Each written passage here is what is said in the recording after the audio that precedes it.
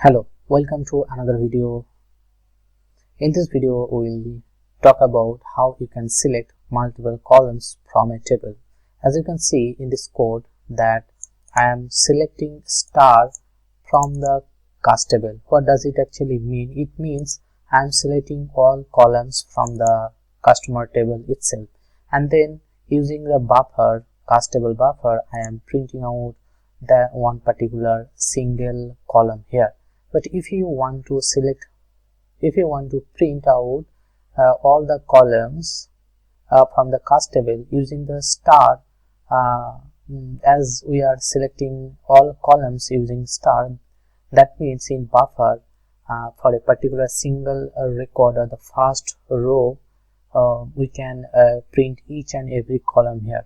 But sometime a table may have contain more than 20, 50, 60 columns. So if you select a particular record, then your performance may decrease. So for that reason, what you have to do, whatever the column is required, you just select those only instead of star, and then try to write. You can write some operation, you can do some calculation based on that field. So let me show you that how can you select those particular columns, whatever you need for the calculation. Okay, now let me comment it out. You can see now I'll write some code to select two columns only here. Okay, as you can see that we are selecting customer number and customer group from the customer table, and if you want to do some operation, you can select another fields or columns from the cast table, and then you can do operations. But in this tutorial I am just printing it out to show the value of the customer account and customer group. If you want to select any other column, then you just have to give a comma here, and then you have to specify the column that you required for any operation. Okay, so in if you'll go to the application explorer, and if you'll search the customer table,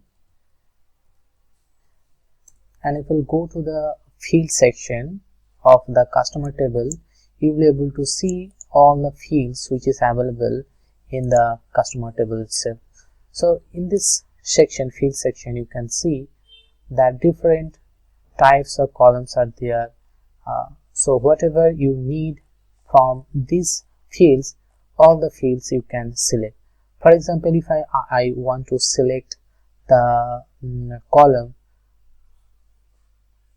cash DISC, then I have to give the comma, and then I have to specify here the cash DISC column name, and then with that particular column I can do operation here. Okay, so likewise, if you want to select multiple columns from a table using the comma operation, using the comma operator, you can separate the column. Okay, if you want to see the result of this code, then make it as a start object and then start.